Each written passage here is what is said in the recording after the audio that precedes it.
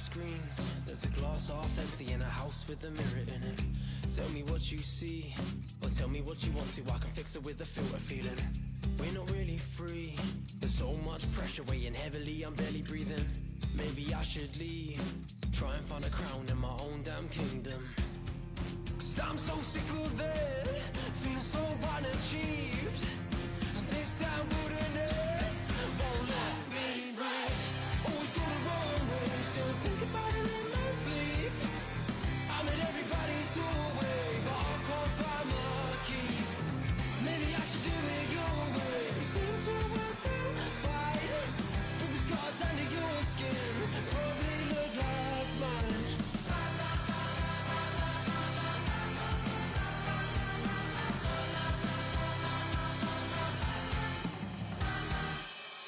So emotionless, kick it with a joker's kiss. Lying on our beds comparing scars for the innocent.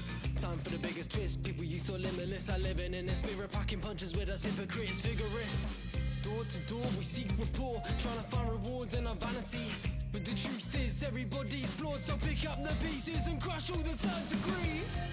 Cause I'm so sick of it, feeling so unachieved. And this time wilderness won't let me breathe. Always go the wrong way, still think about it in my sleep. I'm at everybody's doorway, but I can't find my key. Maybe I should do it your way. You seem to want to fight, but the scars under your skin probably look like mine. Probably look like mine.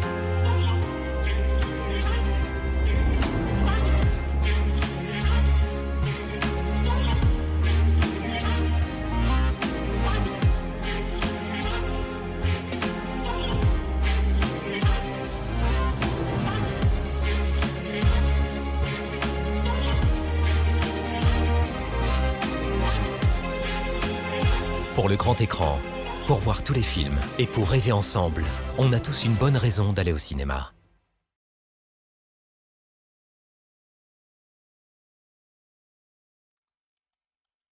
Bonjour à toutes, bonjour à tous, j'espère que vous allez bien. Bonjour à qui, merci pour le lurk, bonjour ma star. Désolé pour le retard. Je finis un message.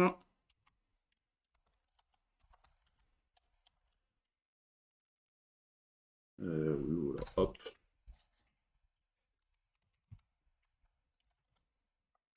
Tac.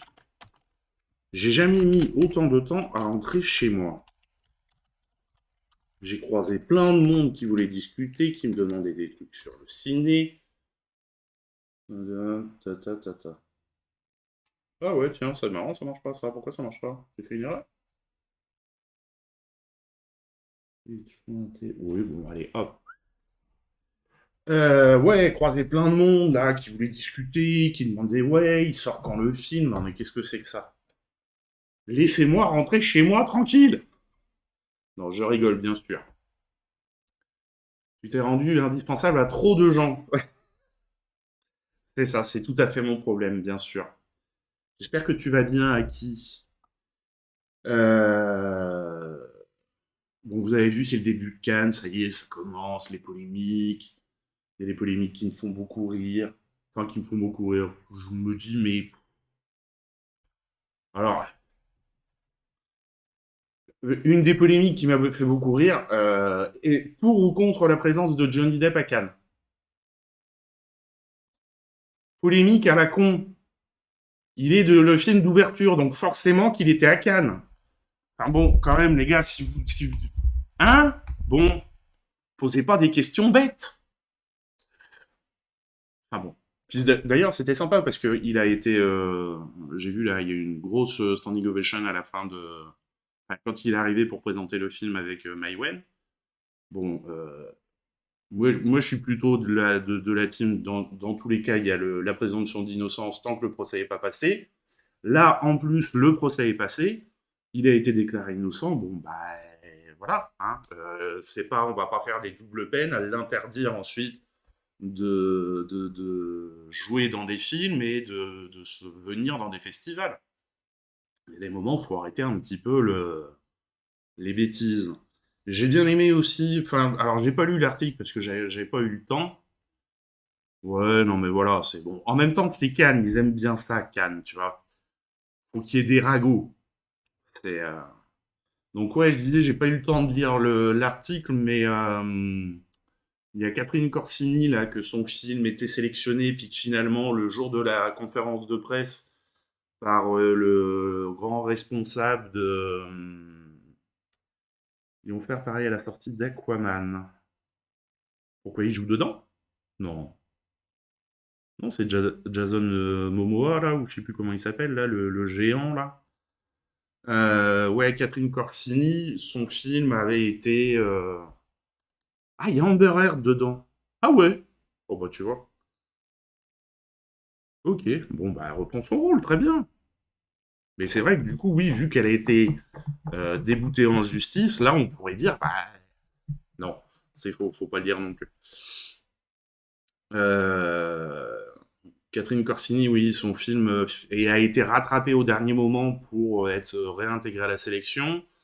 Parce que il y avait des accusations, des soupçons, présomption d'innocence, mais il y a eu des plaintes contre la production et l'équipe du film pour harcèlement sexuel. Et bon, alors là, présomption d'innocence, tant que l'enquête n'a pas rendu son, a été faite et que le jugement n'a pas été fait, ça, normalement, on peut rien dire. Par contre, il y a quand même le CNC qui avait retiré ses finances du film, puisque, et moi, à mon sens, c'est ça qui était le plus grave, a fait tourner des mineurs dans le film.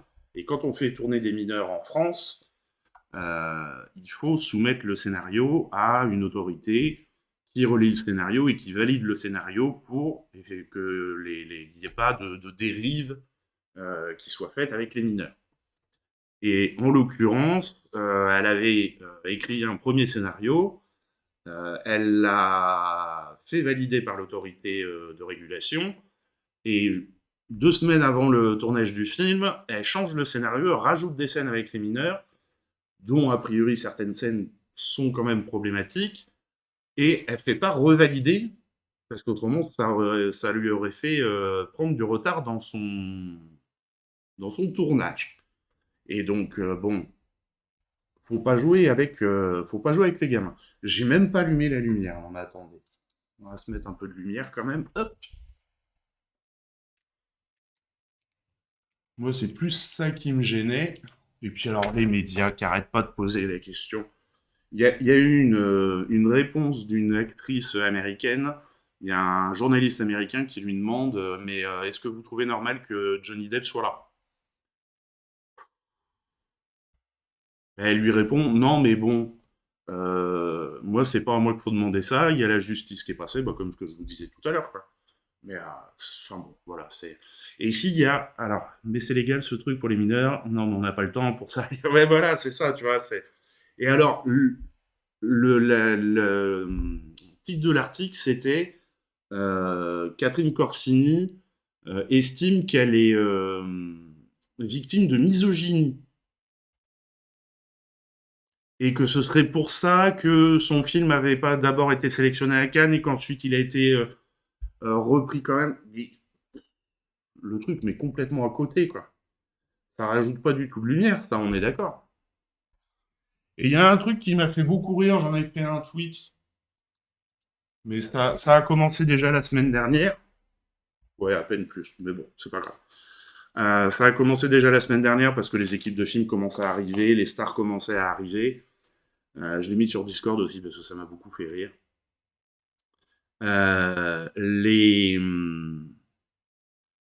Oui, voilà, non mais c'est...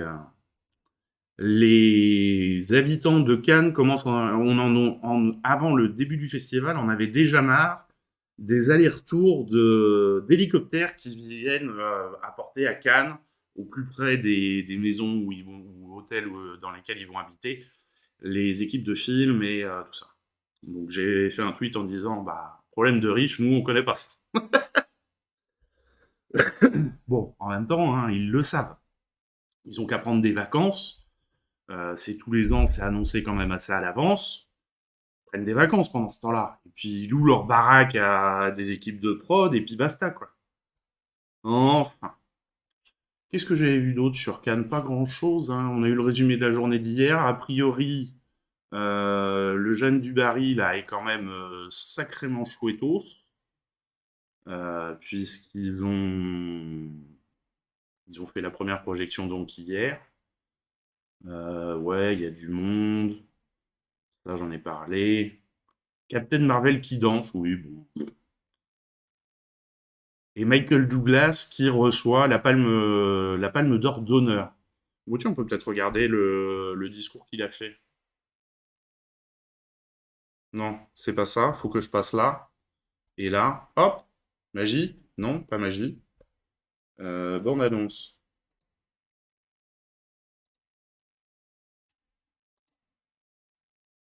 Ouais. Non, ça veut pas. Alors, hop. Afficher fenêtre. Ah, bah voilà. Allez, on se regarde ça. Merci pour cet accueil. Merci beaucoup. Merci de ces aimables paroles. Vous représentez notre deuxième génération avec tellement de brio. Merci pour cet honneur. Merci pour ce clip à Iris. Je prends un peu d'âge. This means so much to me because there are Tout cela me touche hundreds énormément. of festivals filled. Comment ça, tu n'as pas le son? Bah du coup, on va le remettre au début. C'est trop calme. J'aime pas trop ça. Je préfère quand c'est un peu trop plus mon calme.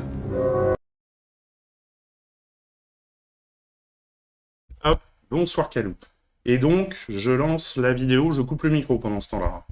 Que vous n'ayez pas en double maintenant. Parce qu'il y a des centaines...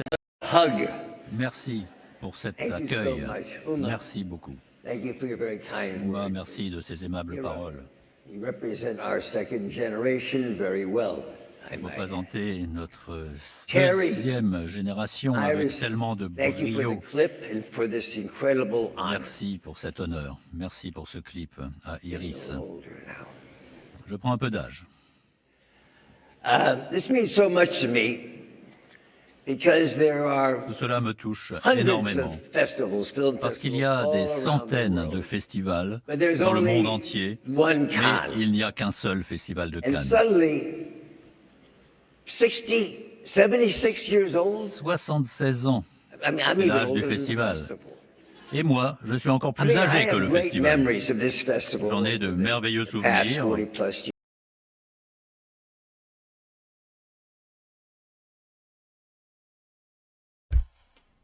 Ah les cons, ils ont pas mis tout le... Ils ont pas mis tout le... Tout le discours. Ah c'est con. Ah voilà. C'était Cannes. Et puis voilà quoi. Hein, on se fera un petit point comme ça le mercredi de ce qui s'est passé à Cannes. On va pas faire un petit point tous les jours non plus. Je vous mettrai des petites annonces sur Twitter et sur Discord.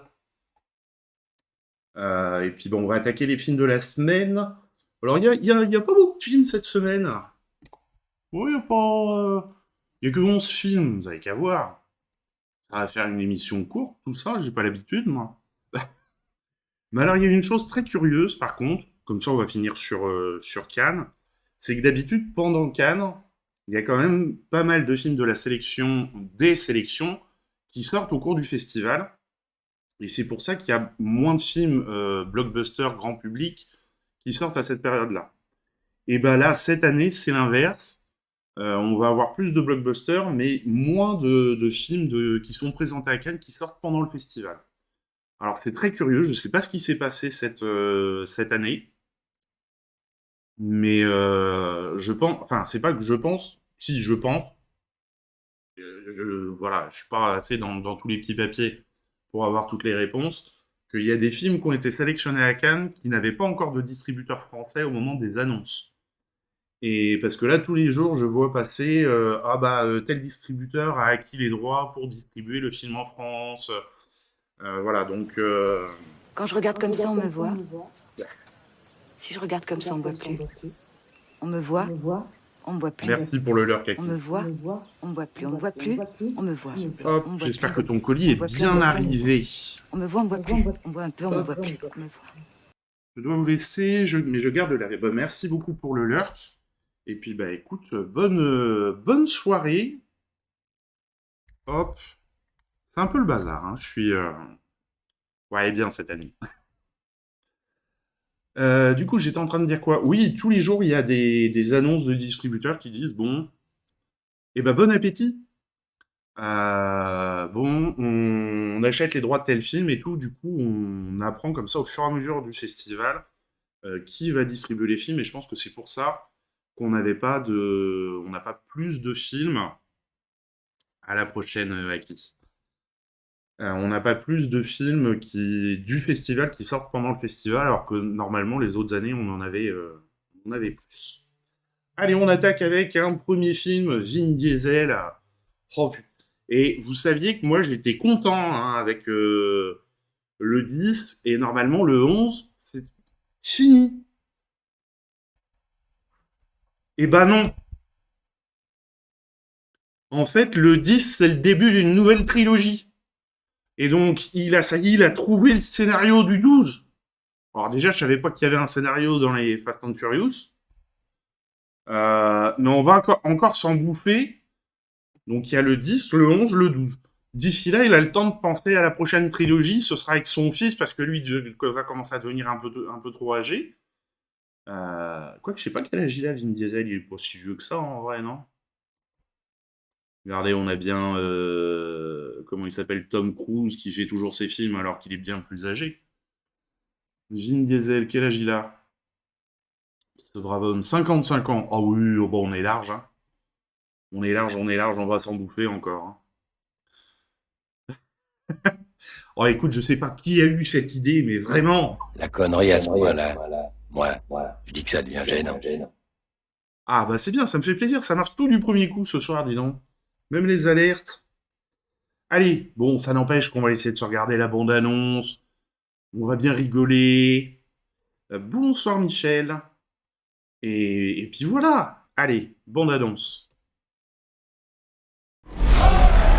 On fonce! On serait déjà là si Roman se trimballait pas dans un lingot sur roulette. Je vais t'éblouir, frérot! Les portes sont verrouillées! C'est un piège! C'est une bombe! Alors, les nuls, on atomise quoi? Quoi? Le Vatican? Waouh! Vous finirez en enfer, les gars!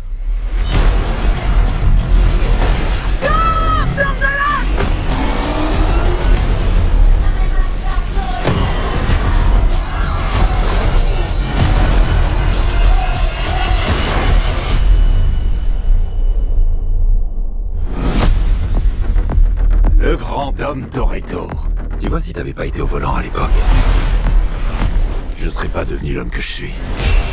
Et maintenant, je suis l'homme qui va briser ta famille. Petit à petit. Le diable arrive. Boum.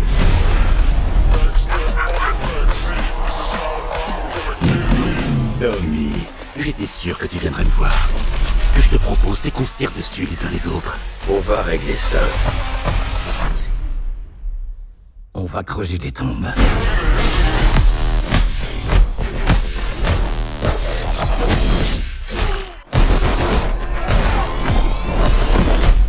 J'ai aucune confiance en toi. Et t'es pas sur ma liste de Noël. La cavalerie s'amène! Santé. On a besoin de flingues et de voitures. Oh là là, Bagnole à roquette! Tu aimes les surprises? Ah, j'adore ça.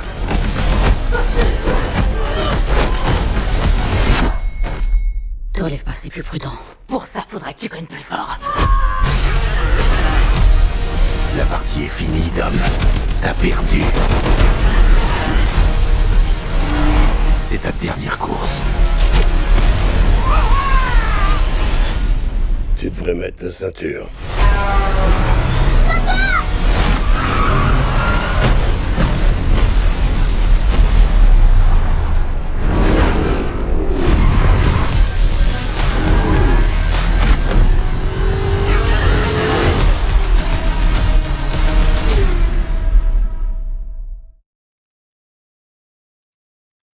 Voilà, voilà. Alors, il avait annoncé hein, un concept de course novatrice, n'est-ce pas, qui est la course verticale. Moi, j'avais pas compris à l'époque. Et je m'étais dit, et bah si, il court contre le feu, là, sur le pont. Voilà, sur le... Vous m'avez compris. Allez. Et vous savez qu'à ce rythme-là, quand même, il va finir par dépasser le nombre de James Bond. S'il continue comme ça, bon là, normalement, il devrait s'arrêter au 12, donc il les rattrapera jamais, normalement. Mais quand même, hein, bon. Alors, Fast and Furious 10 est annoncé à l'origine comme l'avant-dernier volet de la saga portée par Vin Diesel depuis 2001. Il s'agit en réalité du premier volet d'une trilogie qui vient conclure les aventures de Dom et de sa bande. Voilà, on avait bon espoir, mais non. Mais à chaque fois, alors ce qui m'inquiète, c'est qu'à chaque fois, quand même, c'est censé être le dernier, et ils nous en rajoutent toujours. Donc au bout d'un moment, je sais pas où on va s'arrêter. Hein. Diesel, qui est aussi producteur de la franchise, d'ailleurs, il a racheté la franchise, et il ne tourne plus que là-dedans. Je crois pas que ces 10 dernières années, on l'ait vu dans grand-chose d'autre que ça. N'en revient pas de la longévité et du succès de cette dernière. Si vous m'aviez dit il y a 23 ans que j'allais avoir la chance de faire partie D'une série de films anthologiques au succès mondial sur plus de 20 ans, je vous aurais pris pour un fou. Quand nous avons commencé, nous avons tourné à LA avec un scénario adapté à cette ville et à son public. Jamais nous n'aurions imaginé que cela pourrait intéresser les spectateurs à l'international ni se dérouler dans le monde entier. En tout cas, jamais nous ne serions doutés que nous tournerions si loin de chez nous, encore moins pour y exporter notre vision de la famille. Tiens donc, c'est le dernier de l'année, oui. Ça rappelle le cirque. Oui, bah oui, tout à fait. Mais de toute façon, tant que ça marche, pourquoi s'arrêter? Enfin, Marvel, quand même, ils sont en train de commencer à calmer un peu le jeu. Parce que les derniers, ça a été des échecs commerciaux. Donc, ils commencent à se poser un peu des questions.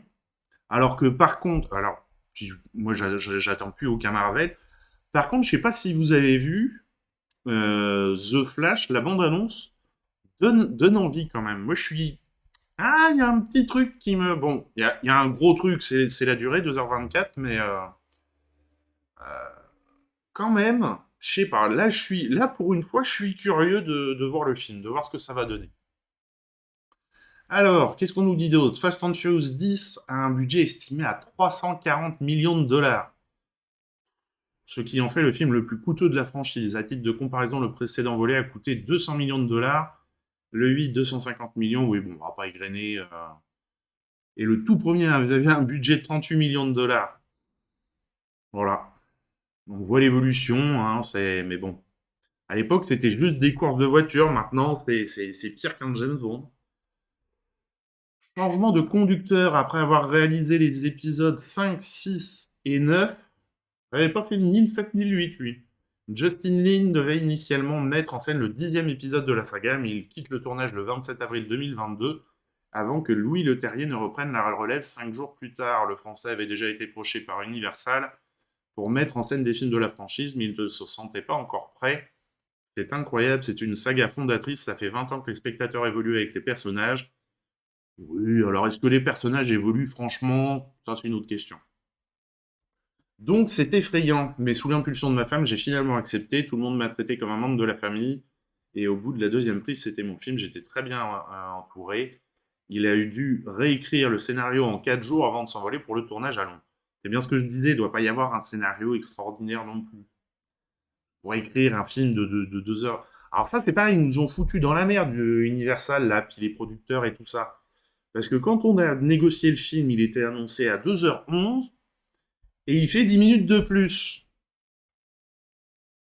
Merci. Hein. Hier, les collègues, ils se grattaient la tête en se disant « Mais comment ça se fait que ça rentre pas ?» Voilà. Donc du coup, désolé, il y aura certainement des retards.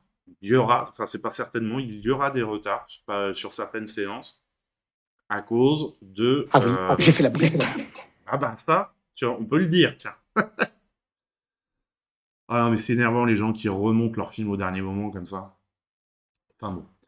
Un nouvel antagoniste. Dom et sa bande sont confrontés à un nouvel ennemi, Dante, interprété par Jason Momoa. Il s'agit du fils du ponte de la drogue, Hernan Reyes, antagoniste de l'épisode 5. D'ailleurs, ils réécrivent des scènes dans celui-ci, parce que la scène où on le voit tomber dans l'eau, Jason Momoa, on l'a jamais vu avant, hein. Dante a préparé sa vengeance durant de nombreuses années observant Dom et ses proches dans l'ombre. Vin Diesel avait repéré Jason Momoa depuis des années et avait songé à le caster en 2013 pour Riddick. L'interprète de Dante déclare « Ça faisait 10 ans que je n'avais pas joué de personnage de méchant et l'opportunité d'intégrer la franchise signifiait beaucoup pour moi. Je me réjouissais à la fois de pouvoir y laisser ma marque et d'y injecter quelque chose de nouveau et de passionnant. Je me suis beaucoup amusé avec ce mélange entre humour et psychopathie. » Et en même temps, c'est vrai qu'on on le verra dans d'autres choses que... Comment il s'appelle Aquaman. Et bon, à la limite, je peux comprendre que ça lui fasse plaisir de changer. Le film comporte une scène de combat entre Charlize Theron et Michelle Rodriguez. Celle-ci sortait d'un entraînement intensif pour Donjons et Dragons. Nous avions une ligne de sécurité d'1 demi-centimètre. Nous étions très très curieux de tester nos limites, de voir jusqu'où nous pouvions aller. Charlize est un vrai monstre, si je peux m'exprimer ainsi. Elle a des coups très pointus et c'est une vraie pro. Elle ne perd jamais ses marques, ne manque jamais un coup, et c'est d'ailleurs pour ça que je l'adore. Elle n'hésite pas à se jeter au sol, à se fracasser le crâne contre un mur, nous faisant en tandem idéal parce que je suis comme elle, je n'hésite pas, j'y vais à fond. Voilà, bon. Se donner des coups quasi pour de vrai, bon, pourquoi pas, hein. Par un heureux hasard, Theron se préparait pour The Old Guard 2. Alors, je sais pas si vous aviez vu le premier, moi je sais plus où c'est que je l'avais vu. Chez un copain. Bon, c'est pas... Attends, je vais quand même vérifier que ce soit ça. C'est pas extraordinaire, extraordinaire. Ouais, si, c'est ça. Mais bon, pour un film de héros un peu comme ça, c'était pas mal. Ce qui lui a permis d'être plus qu'entraîné pour les scènes de combat, les cascades du film. Je me suis entraîné 7 semaines à LA avant Fast and Furious 10. Alors l'équipe des cascades m'a envoyé un tas de choses pour m'entraîner en amont. Elle estime que l'équipe a une responsabilité dans la représentation de la violence. Pour moi, les scènes de combat sont très importantes. Je trouve que c'est très irrespectueux de chorégraphier des combats pour des femmes sans prendre en compte leurs spécificités et surtout sans en montrer les conséquences. Le réalisateur connaît Jason Statham depuis Le Transporteur qui était son tout premier film. C'est vrai que c'est lui qui avait fait le Transporteur. C'est pendant ce tournage qu'ils ont vu ensemble Fast and Furious qui a été une influence majeure dans leur carrière respective. C'est dommage ça. On venait de finir notre journée de tournage, puis on allait sur les Champs-Élysées le voir, ça nous a complètement retourné le cerveau. Tous les spectateurs étaient d'accord, à la sortie du cinéma, c'était le meilleur film qu'ils avaient vu depuis longtemps. Les voitures, le son, l'amitié, la musique. J'ai tout de suite dit à Jason, il faut qu'on fasse quelque chose comme ça, on ne peut pas en être en dessous de ce film. 22 ans plus tard, les voilà réunis sur le même plateau. Après, l'histoire est belle, quand même, malgré tout, il faut reconnaître ça.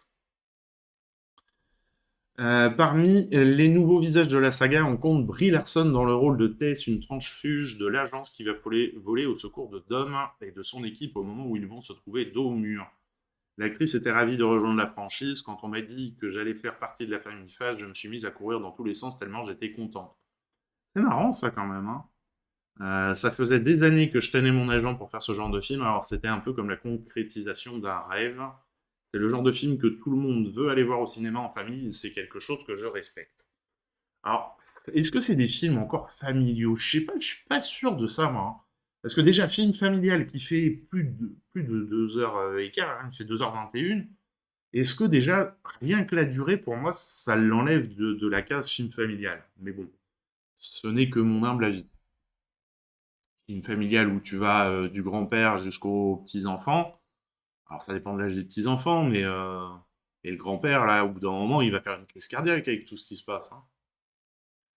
Une légende au casting, Abuelita, la grand-mère paternelle de Dom, Mia et Jacob, est incarnée par la comédienne de légende oscarisée pour West Side Story, Rita Moreno. Pour Michelle Rodriguez, son arrivée dans la franchise n'est pas anodin pour la communauté hispanique.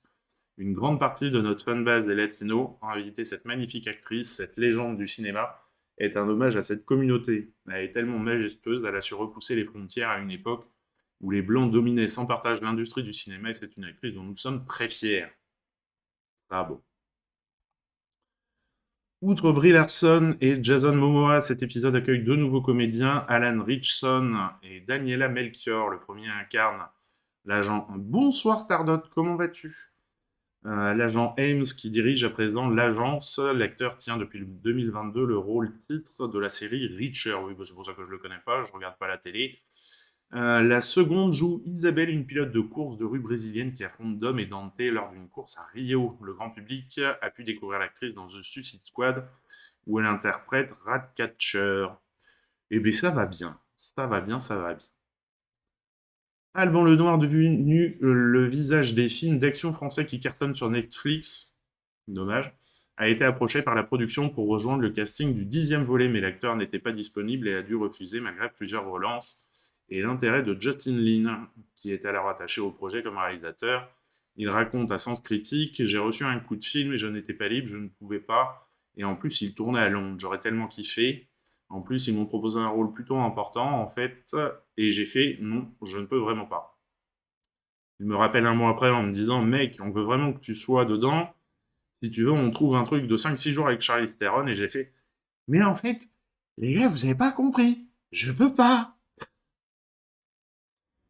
Alors, qu'est-ce qu'on a comme voiture? La Dodge Charger, forcément, ça c'est la classique. La Nissan Z, la Coupé DeLorean, la Pan America 2022, la Pagani 2022, la Datsun 240Z, bon oui, hein, un coupé NC Venom F5.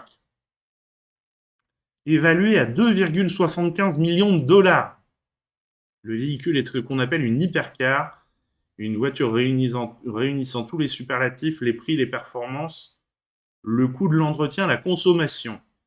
Ok, parce qu'en plus, ça consomme. Eh ben, bravo.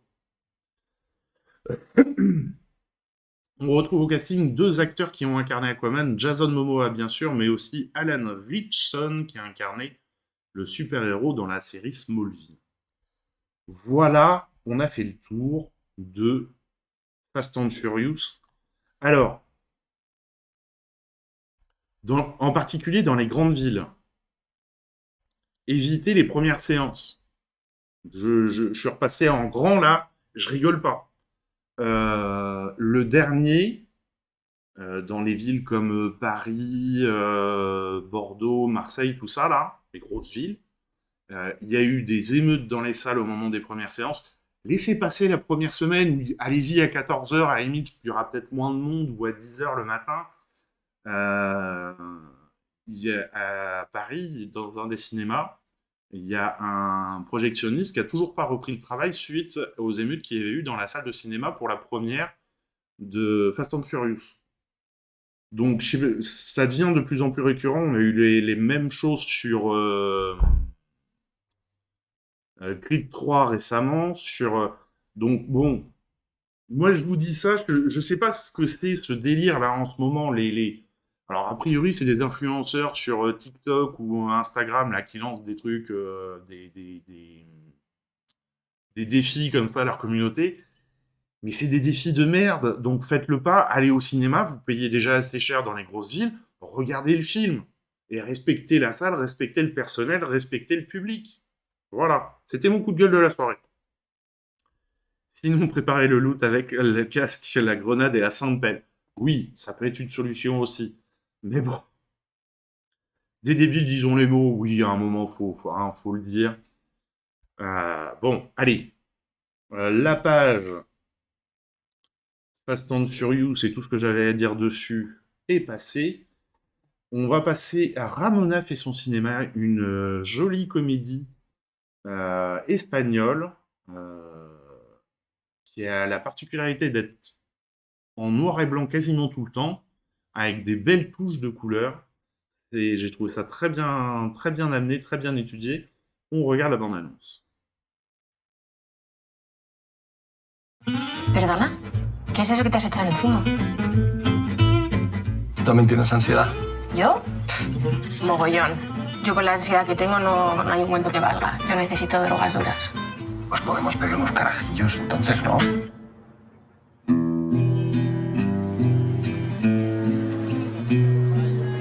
¿Sabes lo que me ha pasado?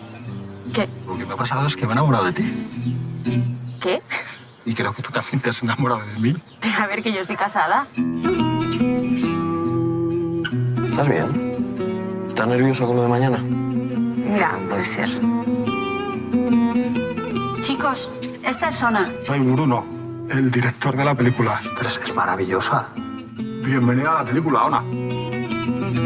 Pero me estás cogiendo porque te gusto yo. Evidentemente. No pienso ser la protagonista ni tener nada que ver con esta película. ¿Cómo se te ocurre decirle que no? Joder, soy gilipollas. Eres gilipollas.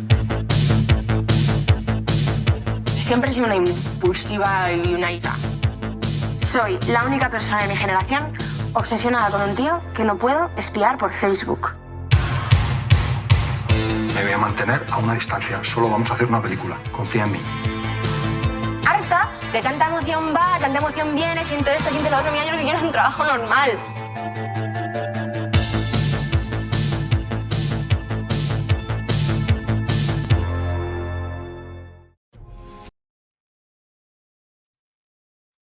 Voilà pour cette bande-annonce.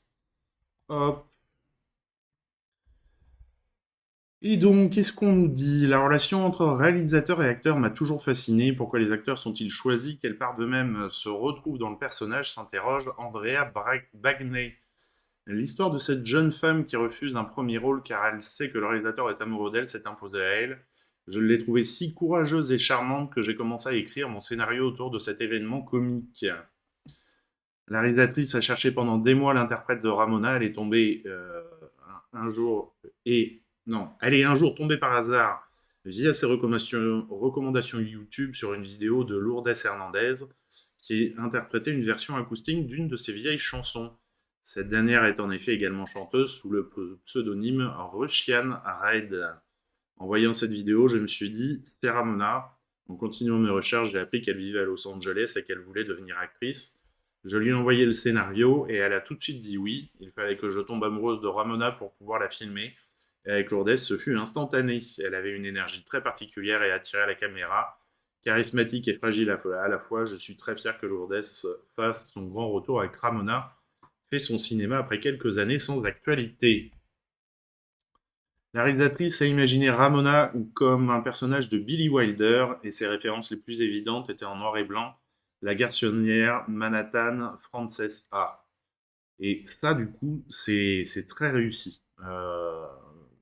Parce que vraiment, il y a un très bel hommage dedans au cinéma en noir et blanc. Je voulais rendre hommage au film que j'aime et faire de Ramona un personnage important.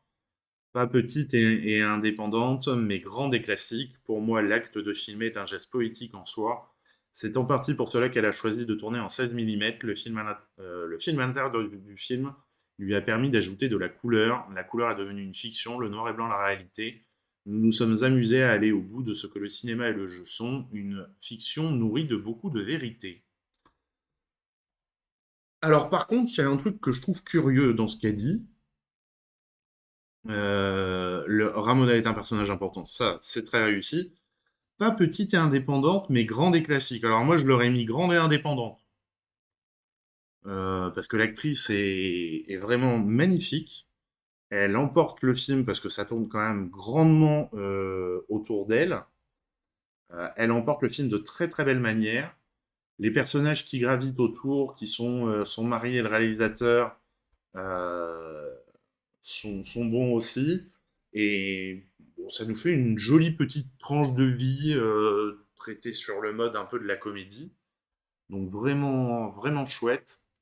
Et vraiment ce jeu, moi ce que j'ai trouvé intéressant vraiment dans le film, c'est ce jeu où quand il y a action, on passe à la couleur, et tout avec des couleurs peut-être même un peu saturées.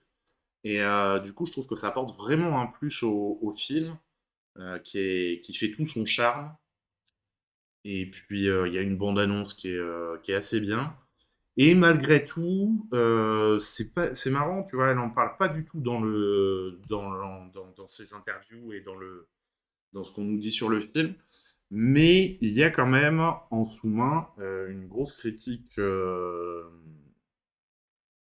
de ceux qui font du harcèlement sexuel et moral. Et il y a 2-3 speeches qui sont quand même très croustillants. Voilà. Vraiment un très joli film. Allez, film suivant. Très joli film aussi qui a été... dont l'AFCAE a donné le coup de cœur. Alors l'AFCAE, c'est l'Association française pour le cinéma art et essai. Et d'ailleurs, ils font leur assemblée générale à l'occasion du Festival de Cannes. Et donc, il a été présenté à la dernière Berlinade et au Festival de Biarritz 2022. Oui, puisque c'est un film qui nous vient d'Amérique du Sud, et il y a un très gros festival de films d'Amérique du Sud à Biarritz. Bonjour Dextram, comment vas-tu? Allez, on regarde la bande-annonce de Sublime.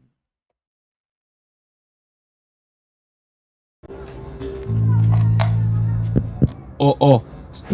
¿El tema que estabas haciendo no lo pusiste? Cuando lo tenga más armado. ¿Me ayudas con la letra? ¿Qué pensás? En vos. ¿Tu viejo sabe para qué la estamos usando? Ni se acuerda que existe. Manu habla cuando duerme. Manda mensajes. ¿Qué tiene? Ahora sí no se cuenta. Papá habla también. ¿Sabes cómo te curás? Haciendo música. Tiene que hacer lo que él quiera. Claro, por eso. La guitarra hace que una parte se tensione, otra se relaje. Como lo dice ella, suena todo sexual.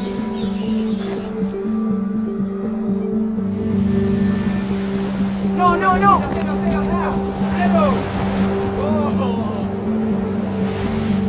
¿Estás pensando en ella? No. Entonces, ¿en quién?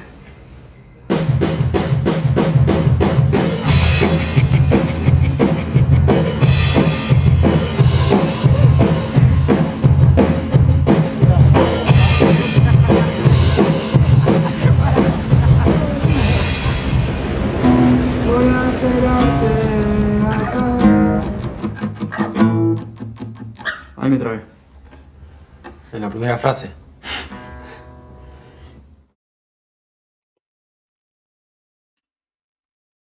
Voilà pour cette bande-annonce.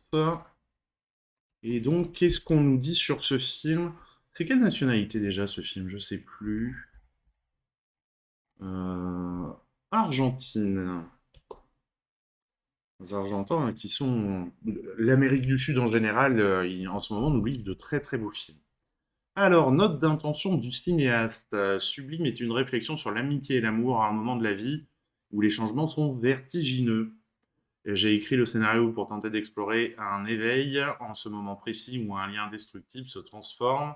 La recherche d'un lieu où les étiquettes ne sont pas nécessaires, le protagoniste tente d'écouter sa voix intérieure, terrifié à l'idée de se tromper, de gâcher ce qu'il a de plus précieux. Et à la base de l'histoire, la musique comme boussole, comme guide, comme refuge, et comme moyen d'apprentissage.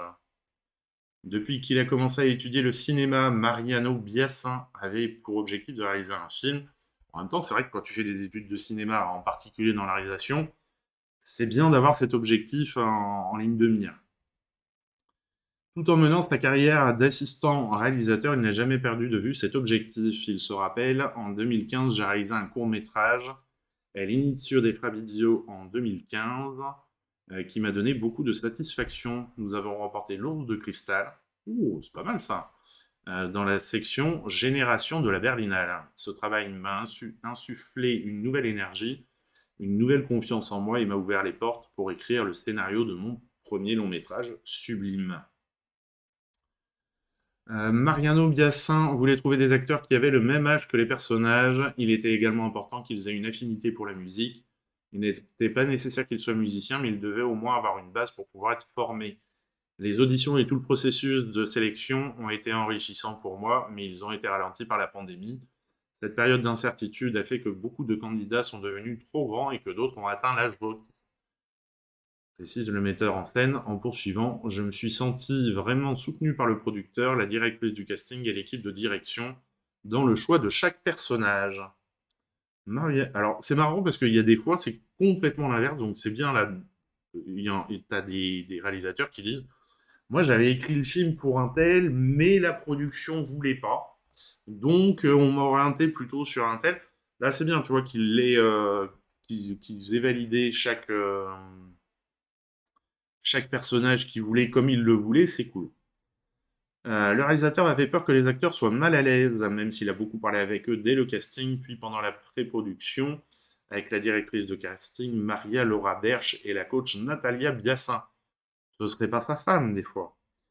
Nous avons même fait des répétitions de mouvements, mais les acteurs étaient toujours détendus, et chaque fois que je leur demande quelles sont les scènes qu'ils ont trouvées les plus difficiles à faire, ils en citent toujours d'autres. Dans le film, l'environnement du protagoniste est bienveillant, sans homophobie. Mariano Biassin a choisi cette approche par défi, construire une histoire où le problème n'est pas ce que le personnage ressent, mais ce qu'il en fait. Le réalisateur développe. Dès le départ, j'ai eu le sentiment qu'il existait déjà de nombreux et précieux films sur les LGBTQ+, qui se concentrent sur la discrimination, la honte, la confrontation avec les autres. Mais parmi les jeunes d'aujourd'hui, d'autres débats s'ouvrent qui sont également intéressants. C'est un film qui essaie de dialoguer dans un monde où il y a moins de préjugés, où certaines batailles ont été résolues, où l'on peut parler de ces choses d'une manière différente. Il est évident qu'il y a encore des questions négatives à ce sujet, Je n'ai pas voulu brosser un tableau idyllique, je voulais simplement déplacer l'attention vers un autre endroit. J'ai généralement du mal à... alors, pourquoi le titre? J'ai généralement du mal à donner un nom aux choses, c'est le cas pour les chansons, les courts-métrages, tout ce que j'essaie de créer. Déjà, il crée, c'est déjà pas mal. Dans ce cas-ci, le mot sublime m'est venu instantanément à l'esprit lorsque j'ai commencé le projet, j'ai donc décidé de l'adopter et de le laisser me guider tout au long du voyage. Et en plus, le film est sublime, donc ça va bien ensemble. Très joli film, tout en sobriété, tout en légèreté. Donc, bon, vous l'avez compris à travers de la bande-annonce et de ce que dit le réalisateur, on est sur un jeune qui se découvre, qui découvre sa sexualité, et bon, qui pour faire comme tout le monde, sort avec les filles, mais en fait, il est amoureux de son collègue qu'on voit sur l'affiche, et c'est vraiment très bien amené, puis on assiste vraiment à tout le questionnement, toute sa pensée, toutes les questions qui se posent, c'est vrai qu'en plus, on pourrait dire en Argentine, qui est resté quand même un pays assez catholique, on pourrait dire que son entourage, on pourrait supposer que son entourage soit un peu outré. On le voit dans d'autres films hein, qui viennent de ces pays, où la relation avec la famille est jamais très facile, dans des cas de déclaration d'homosexualité. Là, c'est pas du tout le cas. On ne voit pas le personnage de la mère, mais on voit le personnage du père, qui le soutient vraiment à fond et qui lui dit mais dans tous les cas, vis ta vie comme tu l'entends. Et le dénouement, je vais pas vous le dire quand même, mais le dénouement est la finition logique de tout ce déroulement pendant le film. Voilà, mais vraiment très, très joli film. Si vous avez l'occasion de le voir, n'hésitez pas. Allez, on revient en France avec un film L'Homme debout de Florence Vignon, avec qui tiennent le film à eux deux, Zita Andro et Jacques Gamblin. On regarde la bande-annonce. Vous imaginez peut-être que je vais me taper l'ancêtre là jusqu'à ses 70 piges? Parce que c'est la loi, c'est ça? Il va pas revenir à la charge au moins, rassurez-moi. Non, non, non, non. Je l'ai bien vu son manège, mais ça se passera pas comme ça.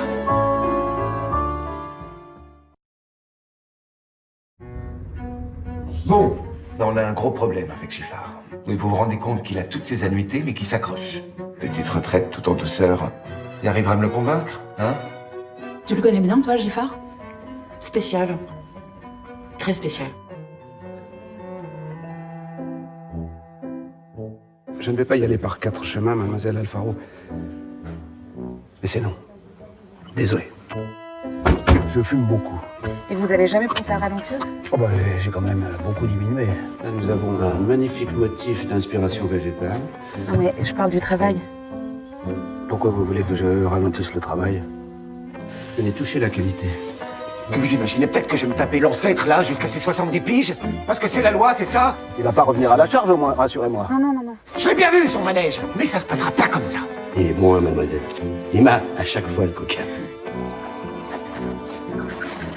C'est légal. Merde!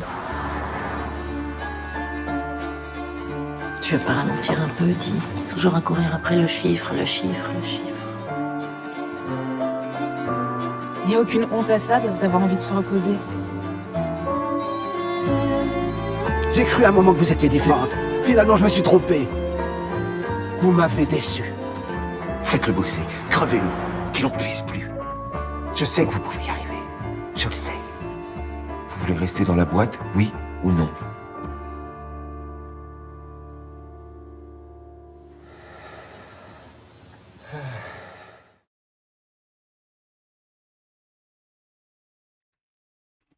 Bonne critique dans l'humeur, mais ça m'étonne pas parce que j'ai pas vu le film, mais vraiment la bande-annonce donne très très envie. Hein.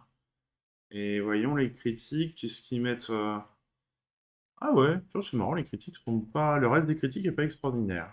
Bon après, aujourd'hui, faudrait regarder ça plus fin de semaine.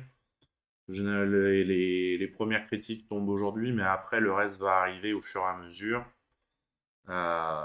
Bon, puis Jacques Gamblin. Je le trouve extraordinaire comme acteur. Je sais pas, il dégage quelque chose. Et Zita Enro qui est face à lui, c'est pareil, je trouve elle mène bien sa carrière, elle choisit des films intéressants, exigeants à chaque fois. Donc, ouais, c'est quand même, ça donne envie. Alors, qu'est-ce qu'on nous dit sur ce film? Principalement connu pour son travail de scénariste, notamment pour Stéphane Brisé. Bon, déjà, ça place le niveau. Des comédiens Gamblin et la jeune femme très bons. Oui. C'est deux très bons acteurs. Florence Vignon avait mis en scène un court-métrage en 1999, Le Premier Pas, avec L'Homme debout. Elle réalise son premier long-métrage. Après une vie d'actrice assez brève, j'ai écrit de nombreuses années pour Stéphane Brisé. Et ensuite pour d'autres réalisateurs, aussi bien au cinéma qu'à la télévision, comme Cyril Menegan récemment. Le désir de passer derrière la caméra me taraudait depuis un certain temps. J'ai sans doute attendu d'être vraiment prête. Ce sentiment de nécessité nous permet d'abattre tous les murs, d'imposer notre regard, de retrouver notre liberté. Avec L'Homme debout, Florence Vignon adapte le roman Il déserte de Thierry Binstingel. C'est pas évident à dire ça. Un livre qu'on lui a proposé d'adapter, ce qui a beaucoup stimulé la cinéaste dans la mesure où elle prenait à ce moment du recul par rapport à son activité d'écriture. J'ai accepté, à condition que ça devienne mon premier long métrage. J'ai fait mon coming out. Il y avait dans le roman de Thierry tout ce que j'aime, des personnages solitaires et paumés, un mélange de mélancolie, d'absurdité, de pathétique et de loufoquerie. Une matière à cinéma et l'occasion de travailler les thématiques qui me sont chères, celles du libre arbitre face au déterminisme social et familial, du sens qu'on donne à nos existences et la question lancinante qui nous dit « Est-il trop tard pour changer de route ?» L'Homme debout traite des rapports de force et de domination dans le monde du travail. Et effectivement, dans ce sens-là, c'est tout à fait d'actualité. Alors, il y a quand même aussi, je ne sais pas si la date de sortie a été faite en fonction de ça. On sort enfin, on est toujours dedans, hein, puisqu'il y a des nouvelles actions qui sont prévues en juin. Mais il y a la réforme des retraites où on veut partir à la retraite plus tôt, et là, c'est lui qui veut partir à la retraite le plus tard possible. C'est original, mais au moins, là, c'est son choix, on peut pas dire. L'Homme debout traite des rapports de force et de domination dans le monde du travail. Florence Vignon précise « Chacun pour sauver sa peau est poussé à écraser l'autre dans une sorte de chaîne alimentaire cruelle et impitoyable. » Mais dans le film, la pression ne vient pas seulement de l'entreprise, elle vient aussi de la sphère familiale, surtout pour Clémence. Oui, parce que chacun veut rester dans l'entreprise, mais lui, parce qu'il refuse de partir à la retraite, voilà, et parce qu'il a peur certainement de passer le cap, et Clémence, qui a une pression de sa famille pour, justement, elle, rester dans l'entreprise. Henri, lui, résiste en devenant son propre bourreau, refusant de voir qu'il s'accroche à son travail par peur du vide et de la solitude. Pour Clémence et Henri, sous pression, il y a une lutte, entre leur être social et leur vérité intime. C'est en acceptant que ces deux parties d'eux-mêmes se rejoignent que Clémence et Henri trouveront la force de tout remettre en question. Florence Vignon a rencontré Jacques Gamblin il y a quelques années à l'occasion d'un festival. Le comédien lui avait dit faire partie des spectateurs que Le Bleu des Villes avait marqué, premier film de Stéphane Brisé dans lequel la réalisatrice jouait le rôle principal et qu'elle avait coécrit. Mais je n'ai pas pensé à lui tout de suite pour Henri Giffard. Malgré l'immense acteur qu'il est, je le trouvais trop jeune pour le rôle. Oh bah quand même. Quel âge il a, Jacques Gamblin? Il n'est quand même plus si jeune que ça non plus. 65 ans.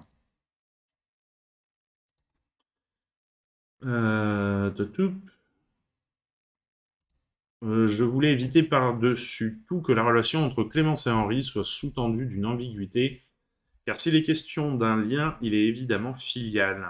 Ce vieux VRP qui a raté son mariage et surtout son existence de père va progressivement trouver un peu de réparation avec Clémence, comme la figure d'une fille qu'il aurait pu avoir. Le film a mis du temps à se monter, le temps à travailler pour nous, Jacques s'est finalement imposé comme une évidence. Zita Enro incarne une jeune chef d'équipe missionnée pour envoyer le personnage de Jacques Gamblin en retraite anticipée. Le challenge pour l'actrice était de rendre perceptible La notion de sous-texte, c'est que le spectateur arrive à ressentir les enjeux intérieurs de son personnage sans les surligner. Et ça, je pense, déjà rien que dans la bande-annonce, on le ressent bien. Je sais pas ce que vous en pensez. C'est ce travail d'orfèvre qui rend les situations avec le VRP d'abord comiques, puis bouleversantes, progressivement dramatiques. On a le sentiment d'être en permanence dans sa tête, elle nous émeut car nous la suivons pas à pas sans jamais la juger. Son personnage a plusieurs lignes narratives, celle de sa sphère familiale dysfonctionnelle et l'être social avec lequel Clémence n'est pas vraiment en phase, ces différentes zones se contrarient, jusqu'au moment où le personnage trouve enfin le courage d'affronter ses peurs et son histoire.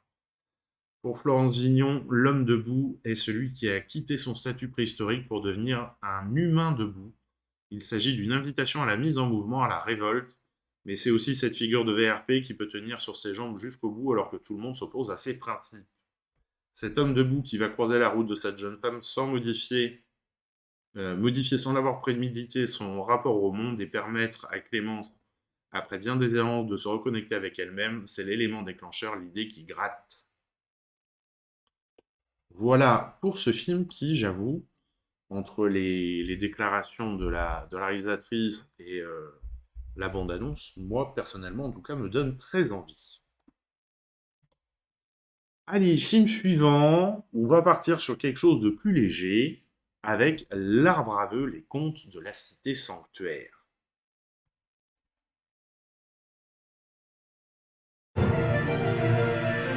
Nous avons su bâtir notre paradis, où les animaux de toutes sortes et de toutes tailles peuvent vivre ensemble en harmonie. La cité sanctuaire. Franchement, quel ennui!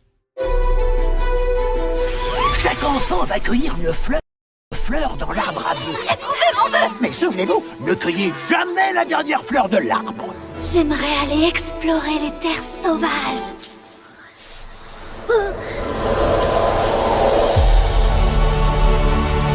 Tu dois réparer les dégâts que tu as causés. Petra, soit on rebrousse chemin et on meurt frigorifié chez nous, soit on trouve la mort dans une aventure palpitante pour sauver la cité. Ces deux propositions sont nazes. Nous devrons franchir les gorges quasi noires. Waouh! Afin de trouver le légendaire arbre à vœux jumeaux. C'est moi qui ouvre la voie. Je ne vois rien qui ressemble de près ou de loin à des esprits maléfiques.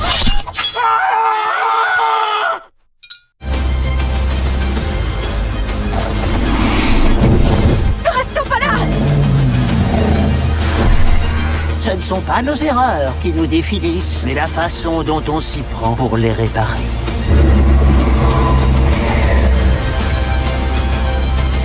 Quand une famille est unie et soudée, y a pas de lézard.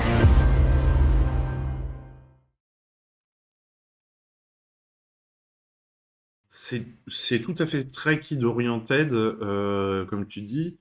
C'est effectivement un film jeune public, hein. On est sur du film à partir de... Ils ont mis quel âge? À partir de 6 ans. Mais franchement, moi, pour l'avoir vu, tu passes aussi en tant qu'adulte un bon moment devant parce que tu as des petits clins d'œil à des films plus anciens, à des situations qui font qu'en tant qu'adulte, tu passes un bon moment aussi. Alors, sur la naissance du projet, l'univers des contes de la cité sanctuaire est né des espoirs partagés des équipes Like Photon Creative pour l'avenir, une société qui vit en harmonie avec la nature, capable de reconnaître ses erreurs et qui privilégie la bonté, la tolérance et la générosité spirituelle. La productrice Nadine Bates développe Dassir. Ah oui. Comme beaucoup d'autres producteurs et écrivains australiens, Kristen et moi avons été bercés par des histoires magiques, épiques et inspirantes durant toute notre enfance. Cependant, les histoires qui nous tenaient à cœur en tant que tout petits représentaient rarement le pays dans lequel nous vivions. Il y avait des histoires de hérissons, d'écureuils, d'ours, de fêtes de Noël enneigées. Elles étaient remplies de paysages verdoyants et vallonnés qui ne reflétaient tout simplement pas la broussaille sèche de l'arrière-pays australien, et qui n'avait rien à voir avec ce qui nous entourait. Notre environnement semblait parfois presque extraterrestre en comparaison avec la douceur des livres d'images et leurs personnages animaliers, qu'ils soient anglais ou américains. En même temps, dès tout petits dans les contes, si tu leur fous des trucs qui leur font peur, ça va pas les motiver, les gamins. Donc forcément que c'est toujours un peu idéalisé dans les même largement idéalisé dans les films pour enfants. Alors, il continue. Aussi, lorsqu'on nous a donné l'occasion de créer à partir de rien notre propre univers entier, nous avons sauté sur l'occasion de partager les merveilles et les bizarreries de l'environnement australien et de ses habitants. À la cité sanctuaire, vous trouverez des lézards à collerette, des cocas et des crapauds bœufs. Vous voyagerez à travers les divers paysages qui nous entourent, parfois bruns et secs, parfois éclatants dans leur verdure. Nous avons pu montrer avec fierté la magie de notre monde immédiat et y inscrire nos profonds espoirs pour l'avenir. En fin de compte, Kristen et moi et toute notre équipe avons créé le monde que nous aurions aimé voir lorsque nous étions ces petits enfants qui regardaient l'écran les yeux écarquillés et tombaient amoureux des histoires racontées. Un monde qui inspire l'espoir, la magie à nos jeunes spectateurs. Un monde, oui, ça on a compris, c'est pas la peine de le dire deux fois. Qui réalise ? Richard Cusso est un cinéaste hispano-australien de Like a Photon Creative.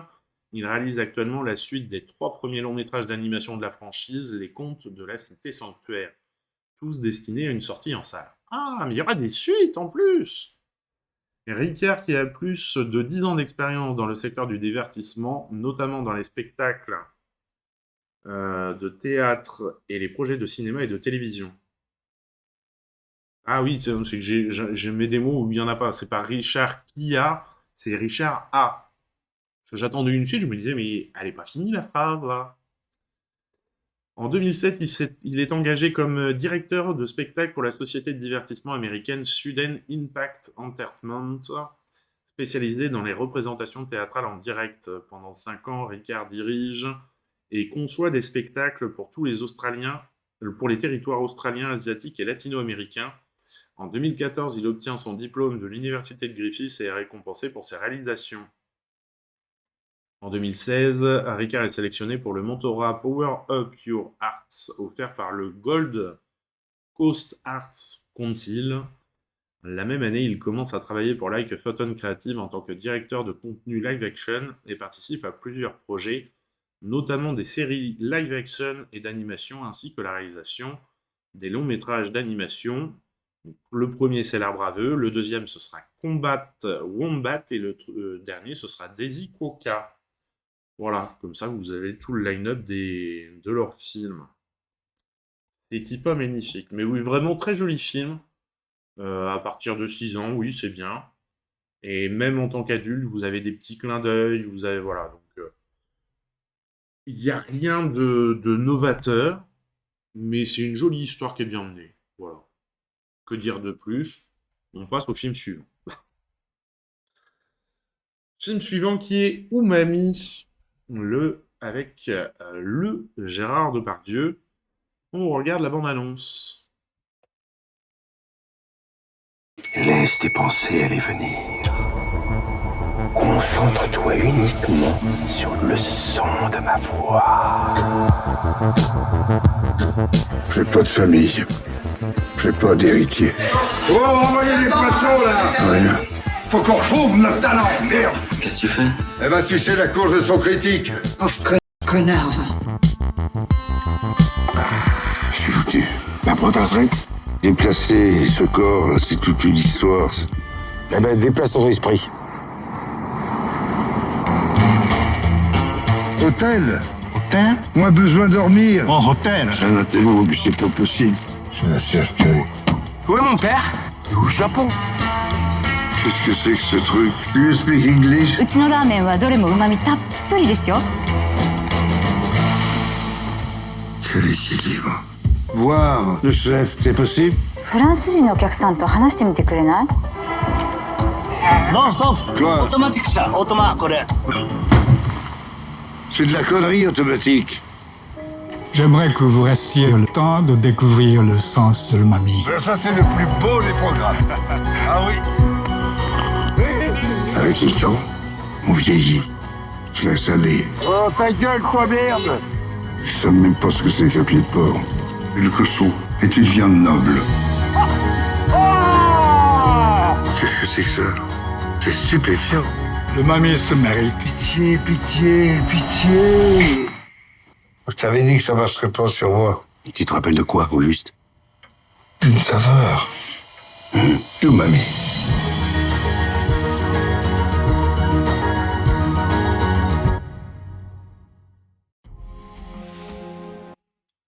que la nouveau film proposé par la boîte de distribution Zinc Film, qui est une boîte toute récente, mais qui propose des comédies comme ça, un peu légères. Ça change. Et je trouve qu'ils font plutôt des bons choix. Alors, qu'est-ce que l'umami? Umami est un terme japonais qui pourrait être traduit par goût délicieux. Il s'agit de la 5e saveur après le sucré, le salé, l'acide et l'amer. C'est lors d'une conversation avec des amis dans un restaurant au Japon que le réalisateur a découvert l'existence de l'umami. Moi, je ne connaissais pas non plus. Quand je leur ai demandé de définir cette saveur, ils ont été incapables de se mettre d'accord. En dehors de son aspect purement gustatif, j'ai compris que la notion d'umami relevait de la métaphysique. Je ne sais pas pourquoi, parce qu'à vrai dire, il n'y avait rien de visuel là-dedans. L'idée m'est soudain venue de faire un film autour de cette saveur, plutôt immatérielle par essence, mais quand même suffisamment identifiable, puisque des millions de gens se la partagent avec délice depuis la nuit des temps. Avec Umami, Sloniso a voulu mettre en scène une quête, celui du sens de la vie, qui, comme l'umami, existe tout en étant ineffable. Assez vite, j'ai imaginé que mon homme d'âge mûr pourrait être un grand chef, un grand cuisinier, qui aurait toute sa vie couru après des saveurs nouvelles, sans avoir jamais été vraiment satisfait, qui partirait au Japon pour chercher ce qui pourrait enfin combler son insatiabilité et l'apaiser. Mon histoire était devenue concrète, c'était parti. Soliso avait déjà dirigé Gérard Depardieu dans son court-métrage Grenouille d'hiver en 2011. Il avait pu prendre contact avec le comédien par le biais du producteur Jean-Maurice Bellèche. Il est comme ça Gérard, il fonctionne à l'instinct ou au coup de foudre. Il a eu le scénario, un petit sourire en coin, il m'a dit « Ok, mais je te préviens, j'ai juste 2 jours, va falloir que tu te cales entre mes engagements. Ça a été compliqué à monter, mais Grenouille d'hiver a tourné dans 350 festivals, dont Cannes, il a obtenu 27 récompenses. Ah oui, ça va. Oula. Non, ça va, vous êtes toujours là? J'ai eu mon chat qui a disparu un moment, là. Non, ça ne me met pas que j'ai de... Oui, je sais pas ce qui s'est passé. Umami a été écrit pour lui. Il n'y a pas une réplique de Gabriel Carvin qui ne m'ait pas inspiré. C'est assez facile d'écrire pour lui. Quand on le connaît, il a une telle richesse, une telle truculence, un tel imaginaire, un tel goût pour les mots qu'il nourrit, l'écriture. Les phrases viennent naturellement.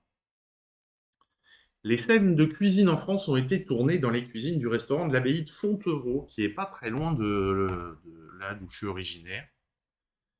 Umami est-elle Pour le réalisme des scènes, le réalisateur a fait appel à des cuisiniers de métier. Rien n'a été truqué, ils ont travaillé, ils ont oublié les caméras. C'était assez marrant parce qu'ils ont joué les commis de cuisine alors que dans la vie, ils sont tous ou presque chefs cuisiniers. L'un d'entre eux est même étoilé. Et c'est vrai que oui, il y a maintenant un restaurant de luxe qui s'est installé dans l'abbaye de Fontevraud. Le tournage qui devait durer 9 semaines s'est étalé sur 1 an. Le tournage au Japon a débuté le 2 février 2020. Début mars, le tournage en France se préparait jusqu'à ce que le confinement soit annoncé le 17, censé être le premier jour des prises de vue. Ça a foutu un bordel, mais partout, hein. Le réalisateur est alors retourné au Japon pour monter ce qu'il avait déjà tourné. Il est revenu dans l'Hexagone en mai avant de tourner en juin-juillet, mais il nous manquait encore toute la dernière partie du film, celle où les Japonais viennent en France. Terrorisés par la perspective d'une 3e offensive du virus, les agents des acteurs traînaient des pieds. J'ai dû attendre jusqu'en octobre. On a finalement tourné 1 semaine in extremis avant que la France ne referme à nouveau ses frontières. Ah oui, c'est vrai, bah oui, parce qu'on en a eu 2.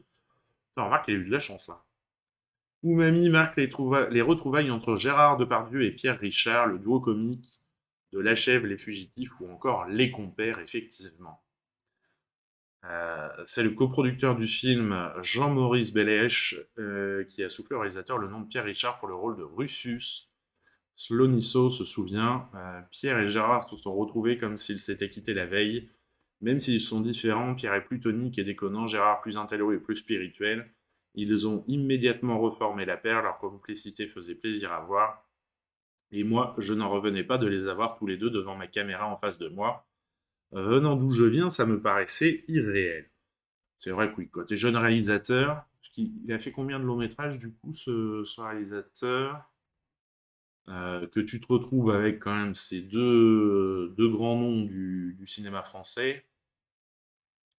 Oui, pour le moment, il a fait plus de courts-métrages que d'autres choses, quoi. C'est vraiment, c'est un de ses premiers longs métrages. Avoir un tel casting dès le début, c'est quand même extraordinaire. Alors attendez, on va trigger tout de suite le 1080 là, parce que je sais pas ce qu'il a Facebook, YouTube en ce moment, mais c'est compliqué là, les qualités vidéo. Mais ouais, je sais pas, tu vois. Comme avec Tardot, ça lui arrive, j'ai remarqué ça le matin là, quand il fait sa petite actu. Enfin, sa matinale d'actu. Elle a toujours des pertes de qualité en cours. C'est vraiment curieux. Alors, Monsieur Constant. On va regarder la bande-annonce, puis je vais vous raconter une anecdote après. Bonne bande-annonce. Mon père, il y a combien d'étoiles dans le ciel? Ferme les yeux. Fais un vœu.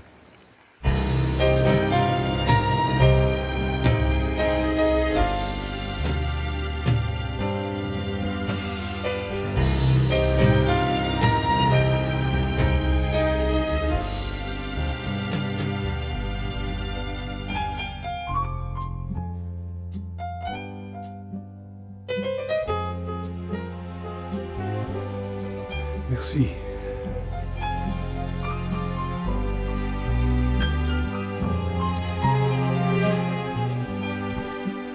La foule avait le souffle coupé par tant de beauté. Mais non, Dieu, oui! Oui, j'y passe! Tout le temps! Chaque jour! Elle me manque aussi, papa. 50 ans que tu la poursuis, vieux fou! Moi, je suis là, et bien vivante!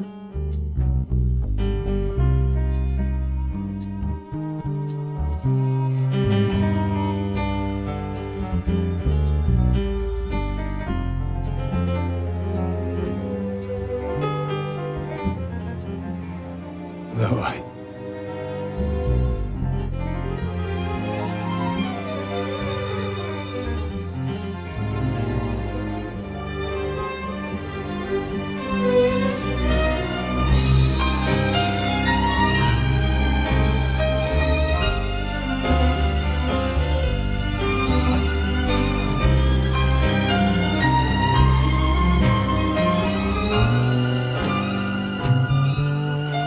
C'est beau l'amour.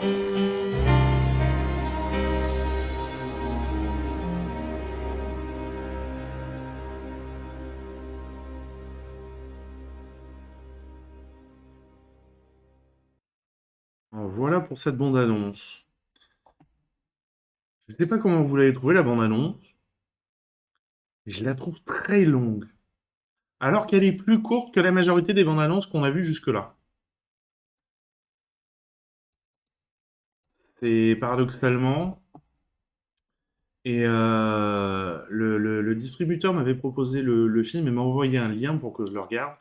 Il n'est pas très long, hein. Il fait 1h48. Je suis en train de vérifier en même temps.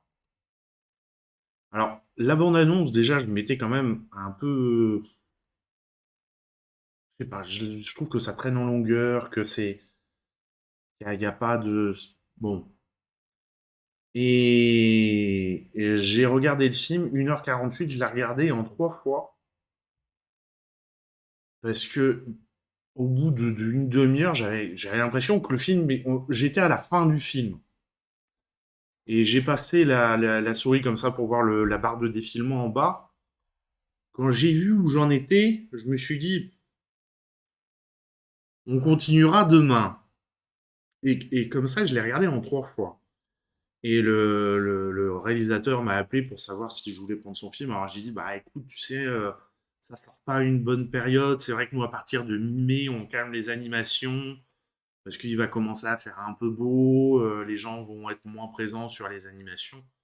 J'ai pas osé lui dire que m'étais ennuyé dans son film. Je suis resté très, très poli. Mais... Et c'est dommage, pour moi, il y a vraiment un problème de montage dans ce film. Parce que l'histoire est pas mal, en vrai. Mais il y a vraiment un très, très gros problème de montage. Je pense que si on le montait, on remettait un petit peu de rythme là-dedans. Il pourrait être extraordinaire, ce film. Et il y a une deuxième anecdote sur le film qui m'a fait rire. Quand vous regardez la bande-annonce, on a l'impression que la presse encense le film. Et quand même, je me suis dit, mais attends, c'est moi qui ai loupé un truc dans le film ou réellement la presse est emballée comme pas possible. Jean-Claude Drouot, en plus, ben oui, il se fait rare, ça fait plaisir. Daniel Evenou aussi, tu vois, et donc j'ai été chercher un peu sur la presse. Alors, ils ont vraiment pris que ce qui les arrangeait, hein. Parce que le film n'est pas adulé par la critique comme pourrait le laisser penser la bande-annonce. Ils ont vraiment pris des morceaux vraiment, vraiment très très choisis de chaque critique pour dire « Regardez, la presse aime notre film ». C'est une manière de faire, voilà. Bon. Après, effectivement, c'est dans la critique, mais le fond de la critique, c'est quand même pas ça. Et c'est vrai que c'est dommage, parce qu'il y a une histoire qui est quand même pas mal. Il y a des acteurs, Jean-Claude Drouot, comme tu dis, Michel, qu'on voit quasiment plus. Daniel Evenou aussi. Et c'est dommage que ce problème de montage, pour moi, tue le film et m'a fait passer complètement à côté, quoi. Enfin, c'est des choses qui arrivent. Allez, film suivant, Souffle bleu. Alors là, on part sur un documentaire. Vous me direz à la fin du documentaire si vous avez compris de quoi ça pouvait parler. Parce que la bande-annonce... Enfin bon, on la regarde.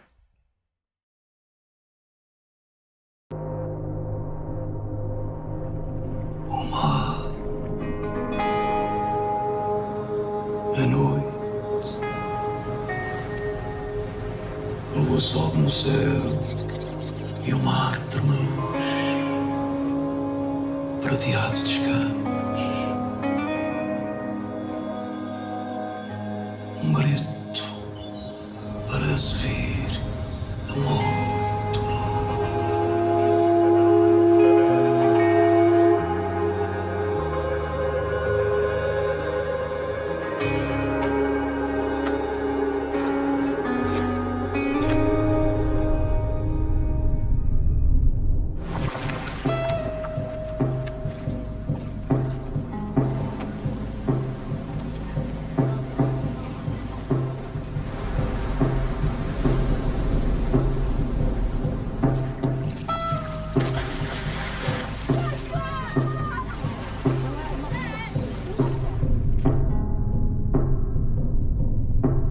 Situações imprevistas que lembram uma pequena Suíça perdida no mar.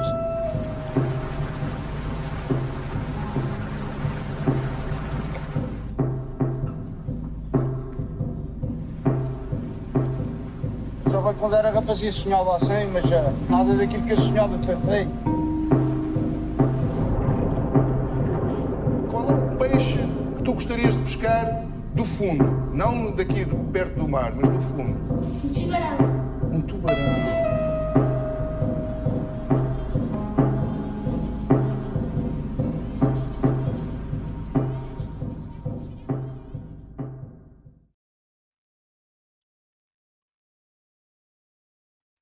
Oui, il est âgé. J'ai justement ce que je voulais regarder. Quel âge il a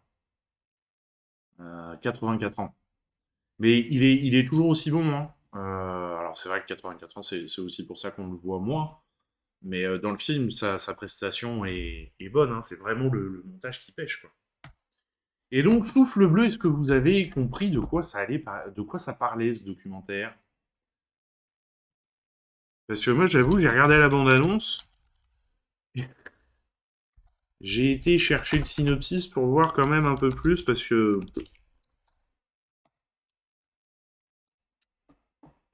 Alors, je vous lis le synopsis quand même pour peut-être vous éclairer. Écrasé par un volcan contre l'océan, Ribera Cantis, un village de pêcheurs de l'île San Miguel aux Açores, est confronté au dernier jour d'une activité de pêche telle qu'ils la connaissent. Tout le monde se bat pendant des jours normaux alors que la vie doit continuer, même avec la rareté du poisson. Voilà. Moi, j'avais pas du tout compris ça dans le film. Allez, film suivant, documentaire aussi. Tokyo Stories, qui nous emmène donc à Tokyo.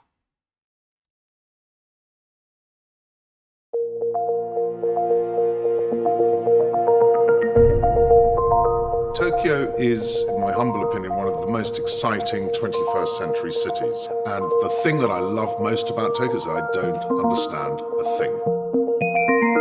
A busy, crowded city, neon lights, busy subway trains, wacky street fashion. That's all true, but I think there's a lot more to Tokyo than that. Japanese culture and Japanese aesthetics are extraordinarily alluring.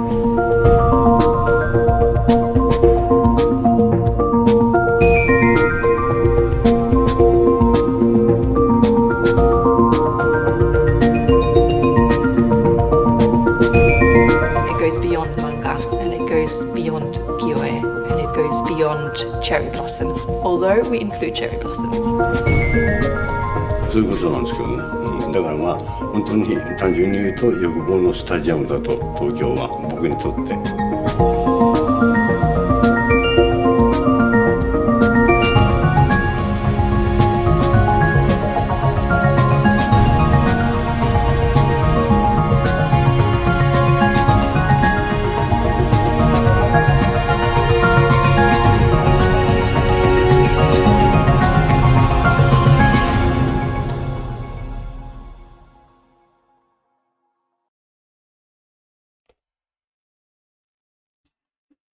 Voilà pour ce film qui rend a priori un très bel hommage à la culture japonaise. En tout cas, ça donne envie de le découvrir. Et vous le savez, on ne peut pas faire une semaine un tour des sorties de la semaine sans tomber sur nos fameux films qui nous viennent d'Inde. Est-ce que vous êtes prêts pour le Bollywood? On en a deux. On en a un action, là c'est celui-là, et le deuxième plus comédie. Voilà, comme ça on a les deux côtés. Moi je trouve ça pas mal aussi, ça change un peu. Et donc là c'est Pichai Karan numéro 2. C'est parti.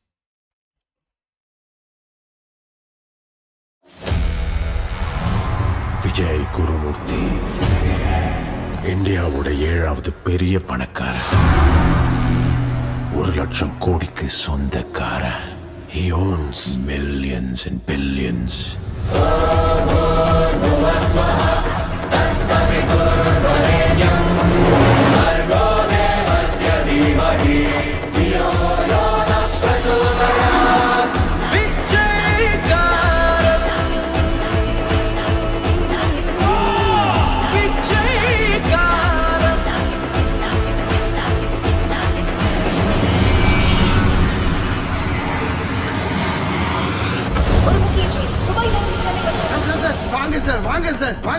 வாங்க சார் உங்க பாதம் படணும் சார் நீங்க நம்ம ஸ்டேஷனுக்கு விஜய் குருமூர்த்தியை தனியா வந்திருக்காரியா? நாட்டையே உலுக்கிக் கொண்டிருக்கும் பிரபல தொழிலதிபர் விஜய் குருமூர்த்தியின் கொலை வழக்கில் குற்றவாளி என கருதப்படும் சத்யாவை பலத்த போலீஸ் பாதுகாப்புடன் நீதிமன்றத்திற்கு அழைத்து வருகின்றனர். இது ஒரு வித்தியாசமான கேஸ். எனக்கு மட்டும் இல்ல, ஒட்டுமொத்த நீதித்துறையை இதை ரொம்ப எதிர்பார்த்து காத்துட்டு இருக்கு.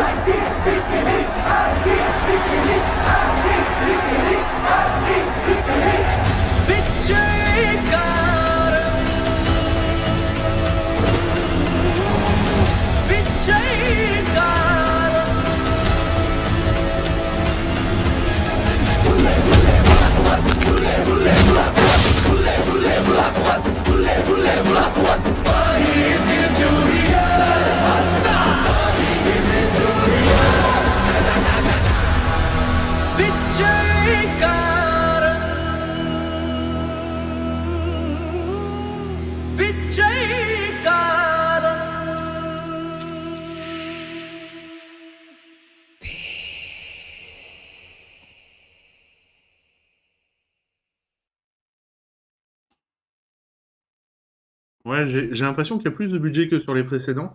Alors par contre, moi, il y a toujours quelque chose qui me... Parce que là, on est dans un univers très moderne, très... Attendez, je suis en train de chercher en même temps. Très moderne et assumé comme tel. Et... Ah bon, ça suffit. On les a entendus, là, ça va. Et on a quand même...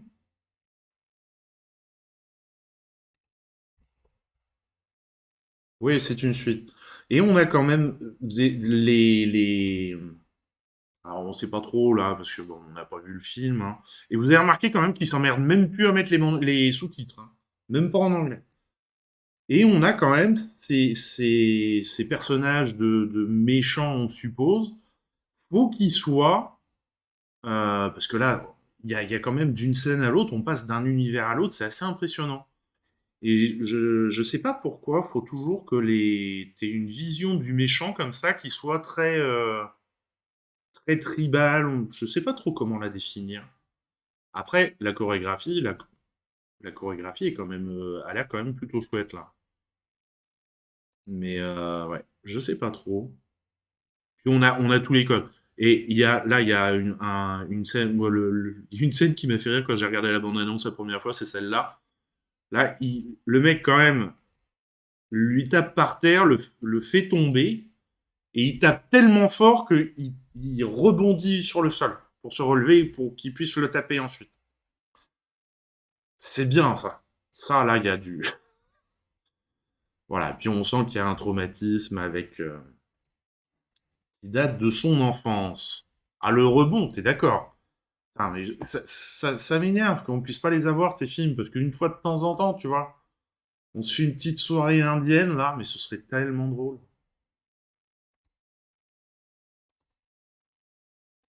Mais bon, malheureusement. Et alors, on passe de l'autre côté, et on est tout aussi caricatural, avec la comédie Sidious of Southall, dont on regarde la bande-annonce.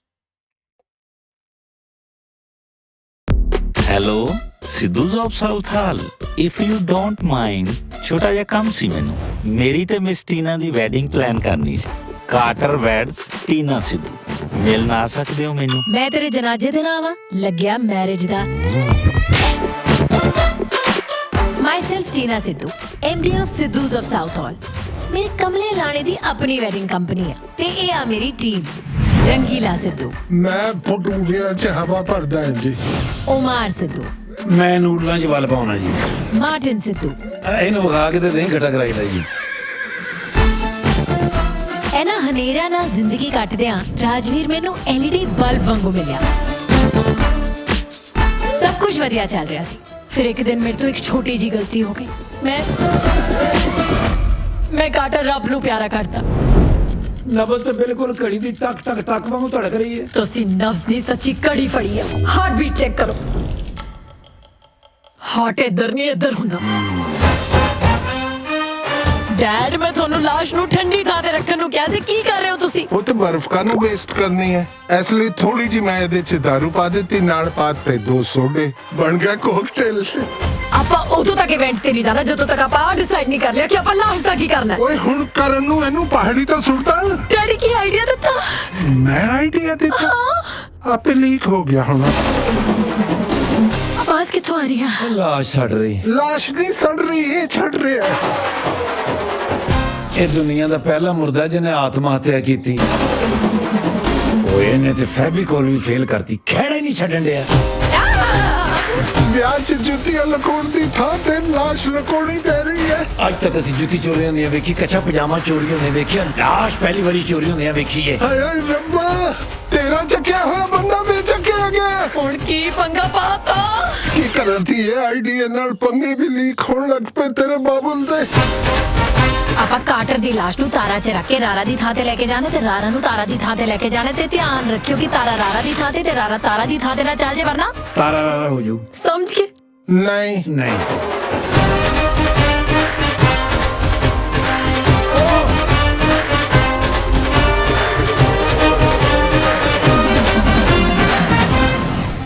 ਹਾਏ ਫੈਮਿਲੀ ਤੇ ਫੈਮਿਲੀ ਚੜੀ ਪਈ ਆ ਇੱਕ ਫੋਟੋ ਤਾਂ ਬਣਦੀ ਆ smile please ਥੋੜਾ ਹੱਸ ਲਓ ਸਰ ਉਹ ਭਾਈ ਸਾਹਿਬ ਦੇਖੋ ਪਿੱਛੇ ਕਿੰਨਾ ਖਿੜਖਿੜ ਹੱਸ ਰਹੇ ਆ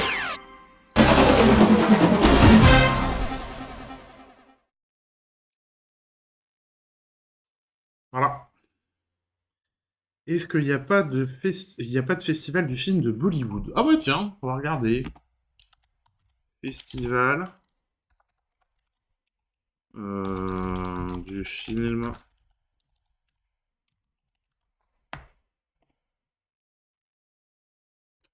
Il y a un cinéen à Montpellier. Ouais, il y a le festival du film de Mumbai, mais ça, c'est pas la même chose.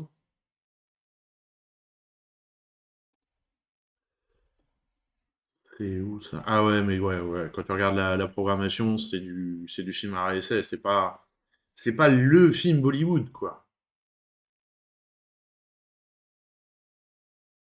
Ouais, c'est vrai que c'est dommage, parce que, moi, je sais pas, ils me font rire, ces films, en fait. Alors, par contre, la comédie, on est d'accord que là, pour le coup, les effets spéciaux sont pas très très bien faits, hein. Ah là là. Allez, on finit avec j'avais sélectionné une ou deux petites news. Avec une première, l'horreur s'invite sur la croisette à Cannes, avec le Sleep qui est présenté. Ah bah là, ouais, c'est clairement du pen.net. Sur Windows, un vieux Windows en plus. Et donc, ouais, il y a un film d'horreur qui a été pris à Cannes dans la semaine de la critique qui s'appelle Sleep. C'est un premier film de Jason Yu, qui est surtout connu pour être jusque-là l'assistant de Bong Joon-ho, qui a eu deux palmes d'or à Cannes. Et on sent quand même une sacrée référence. On se regarde la bande-annonce.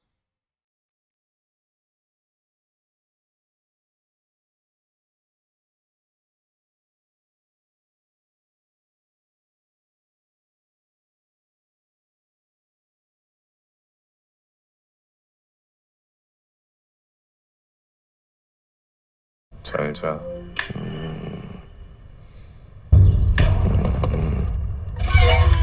오빠! 누가 들어갔어?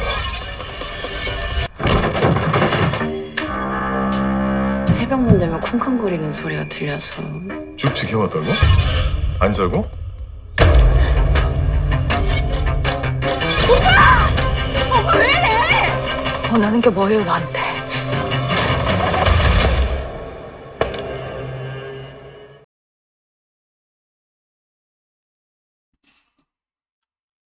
Voilà. Moi, je trouve que elle est très courte, la bande-annonce. Mais par contre, j'ai bien aimé la pub de début. Pendant 6 secondes, ça met première. Voilà. On va dire, mais ouais, super comme pub, quoi. Et donc, il sortira prochainement. Pour le moment, on ne sait pas quand c'est qu'il sort. Et il est présenté ce dimanche 21 mai à l'espace Miramar du Festival de Cannes, si jamais vous avez la chance d'y être. Qu'est-ce que j'ai vu d'autre? Alors ça m'a fait rire, ça. Arnold Schwarzenegger dit adieu à Terminator, j'ai compris le message des fans. Enfin! Enfin! Il blâme surtout les 2 derniers volets, Genesis et Dark Fate n'étaient tout simplement pas bien écrits. Depuis le temps. C'est le rôle qui fait de lui une superstar au cœur des années 80, alors champion de bodybuilding, l'Autrichien Arnold Schwarzenegger débarque à Hollywood pour faire l'acteur et crève l'écran en Terminator. Un personnage qui lui collera à la peau toute sa vie et qu'il jouait encore 30 ans plus tard dans Terminator en 2019. Mais cette fois, il dit adieu au cyborg. Après être apparu dans 6 films Terminator, il annonce qu'il arrête. La franchise n'est pas terminée, mais moi j'en ai fini. S'il pouvait arrêter la franchise aussi, parce que c'est vrai que les derniers, c'était... mais moi j'en ai fini, j'ai compris le message des fans, ce message clamé haut et fort que le monde veut passer à autre chose, et une autre version de Terminator. Quelqu'un doit trouver une bonne idée maintenant. Arnold Schwarzenegger fait ici référence au flop des 2 derniers opus. Il explique que Terminator a été grandement à l'origine de mon succès. Donc j'aurai toujours beaucoup d'affection pour cette saga. Les 3 premiers films étaient super. Après, il y a eu le numéro 4 Salvation dans lequel je ne jouais pas parce que j'étais gouverneur de Californie à cette époque. Autrement, il l'aurait fait, bien entendu. Et ensuite, il y a eu Genesis et Dark Fate qui n'ont pas été à la hauteur en ce qui me concerne. Nous le savions à l'avance parce qu'il n'était tout simplement pas bien écrit. Voilà, et donc ouais, le dernier s'est largement planté au box-office avec seulement 261 millions de recettes. Et par curiosité, il avait coûté combien? Ça, je vais peut-être avoir l'info là-dessus.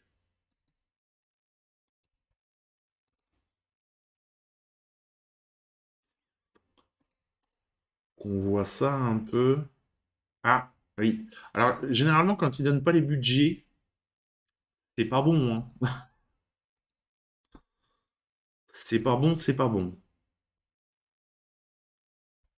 C'est vraiment que la production et les distributeurs n'assument pas l'échec.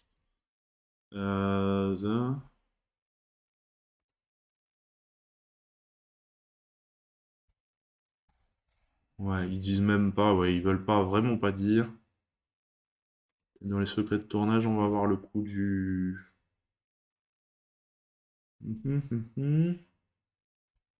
Intelligence, la saga en chiffres. Alors, premier du nom, avec cartonné au box-office, générant 80 millions de... Ouais. Budget plus conséquent, Terminator 3 a coûté la modique somme de 200 000 et en a rapporté 433 millions, pardon. Renaissance, Genesis... Ah ouais, donc, ouais, s'ils n'arrivent pas avec 400 millions... Oui, c'est que... Oui, il a dû coûter cher. Ouais, je sais pas si vous avez vu ça, Johnny Depp qui est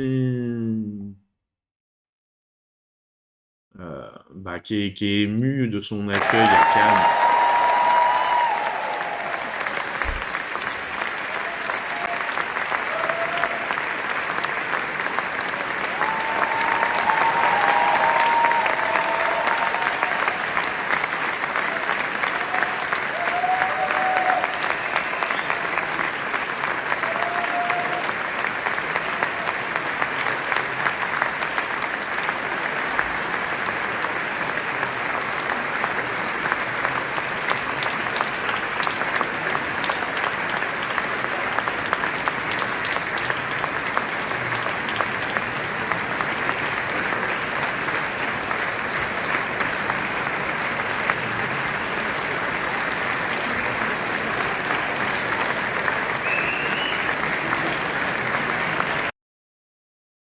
Bon voilà, on va pas regarder en entier, il y en a pour 7 minutes, c'est des applaudissements.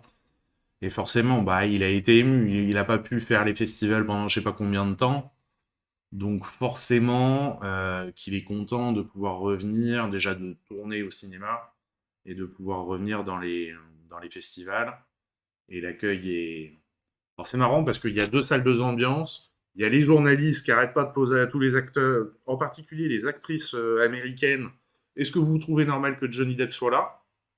Et elles ont toutes répondu, mais la justice a statué, il est innocent.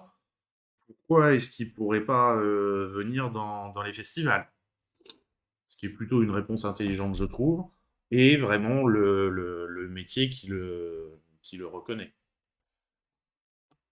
Et ça m'a fait rire aussi. James Bond, pour le nouveau rôle, Tom Hanks milite pour Idris Elba. Voilà, la recherche du prochain 007 est encore en cours, et le nom d'Elba revient dans la course. Qui succédera donc à Daniel Craig dans le rôle de James Bond? Récemment, ce sont les noms de Tom Hardy, René Jean Page ou Charlie Hunnam qui étaient sur toutes les bouches, avec un Aaron Taylor Johnson sortant largement favori. Pourtant, Tom Hanks semble avoir un autre acteur en tête. Alors c'est marrant ça, James Bond, parce qu'alors, tout le monde y va de sa petite suggestion, sa petite idée, ce serait bien que ce soit machin, un tel et tout. Et en fait, la production, ils ont toujours pas choisi. Mais bon. Ils ont dit qu'ils étaient en phase de réflexion et qu'ils ne contacteraient les acteurs choisis que quand la phase de réflexion serait finie pour pouvoir négocier avec chacun. Dans une interview accordée à la BBC, il a révélé qu'Idris Elba, mentionné pour le rôle depuis plusieurs années, devait être selon lui le prochain acteur à endosser le rôle de 007. Comprenez bien que James Bond a un permis de tuer, je donnerai sans réfléchir ce permis à Idris Elba. Permis de tuer, si ça peut rester qu'aux espions et encore, ça suffit. Hein. Simplement au vu de ses précédents rôles. Et alors c'est là que c'est quand même assez drôle. Donc l'avis de Hank score avec celui de Pierce Brosnan, ancien interprète de Bond, qui avait déjà soutenu Elba pour le rôle. Voilà. Et là on se dit, bon, c'est cool, il a du soutien de plein de monde, y compris d'un ancien James Bond, mais moi il y a un truc qui me fait hurler de rire dans cette situation, c'est ce qui suit, parce que l'acteur ne semble pas du même avis, et a récemment nié lors du podcast, et a renié, parce que ça fait quand même plusieurs fois qu'il fait cette déclaration, lors du podcast The Shop Uninterrupted, c'est pas bon en anglais, hein, avoir un quelconque intérêt pour le job. Il dit, texto, « Ce n'est pas l'un de mes objectifs de carrière. Je ne pense pas que le fait de jouer Bond puisse satisfaire certaines de mes ambitions personnelles, mais ça satisfera certainement la volonté des spectateurs. Permettez-moi de vous poser la question. Si vous êtes d'accord pour dire que je devrais incarner ce rôle, pouvez-vous me demander pourquoi vous pensez que je devrais le jouer ? Pensez-vous que l'idée que je sois le premier noir à incarner ce personnage est séduisante ? » Bonne soirée Michel. Michael J. Wilson, producteur de longue date de la franchise, a récemment déclaré que bien qu'il faille attendre au moins 2 ans avant de voir un nouveau film, la recherche de casting a commencé et compte éviter les jeunes têtes d'acteurs au profit d'acteurs plus expérimentés. Voilà. Donc pour cette soirée, on aura fait le tour des sorties de la semaine. C'était plutôt cool. J'espère qu'il y a des films qui vous ont donné envie. Si on reprend, moi, dans ce que j'ai vu, toujours. Mes affiches, elles sont là. Dans ce que j'ai vu, Ramona Sublime, 2 excellents coups de cœur. Très grosse curiosité sur L'Homme debout. Et après, Fast and Furious, quoi, mais... Voilà. Vous avez compris, c'est pas le film que j'attends le plus. Hein. C'est... Alors, chez qui... Hop, tableau... Est-ce que Hérétique est à l'heure? Parce que moi, j'étais en retard. J'ai fait une émission plus courte que d'habitude parce qu'il y a moins de films. Est-ce que Hérétique est à l'heure? Parce que moi, j'étais en retard. Hérétique est à l'heure. Alors, je vais vous envoyer chez Hérétique, comme le mercredi. Tac, lancer un raid. Hérétique. Non, ça marche pas. Pourquoi ça marche pas? Hérétique. Voilà. Hop. Eh bien, mesdames et messieurs, je vous souhaite une très bonne soirée. J'espère qu'il y a des films qui vous ont tenté. Et très bonne soirée. Dites bonsoir à Hérétique de ma part. Je vous rejoins un peu plus tard. Bonne soirée pour la 40e fois. Pensez à aller au cinéma et profitez de la vie. Salut!